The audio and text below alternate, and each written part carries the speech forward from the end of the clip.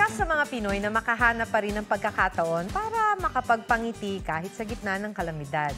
Tulad ng empleyadong sinuot ang free diving gear nang pumasok sa trabaho nang malamang may banta ng baha. Pusuan na yan sa report na ito. Tuloy ang panata kahit pa may baha. Yan ang prosesyon sa Hagonoy, Bulacan at sa mga lansangan may indakan at sayawan.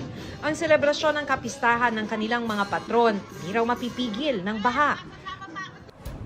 Kung aurahan sa binahang daan ng labanan, may entry itong si Stephen Bryan. Kailangan kasing pumasok ng trabaho kaya dumiskarte. Sakaling baha ay abot ulo. Goggles at snorkel, pati fins. Bilang free diver, naisip niyang suotin ang mga gear para sa baha ay no fear. Pero di raw talaga siya nag-swimming sa baha dahil trabaho niya ay agad na kansela. Ito ang talagang lumangoy, si Frederick Gallo. Suot pa ang snorkel niyang blue for pictorial purposes at para lumusong na rin para bumili ng makakain.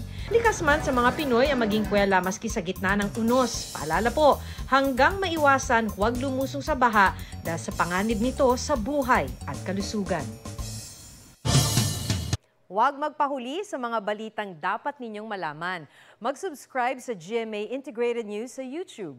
Sa mga kapuso abroad, subaybayan nyo kami sa GMA Pinoy TV at sa www.gmanews.tv.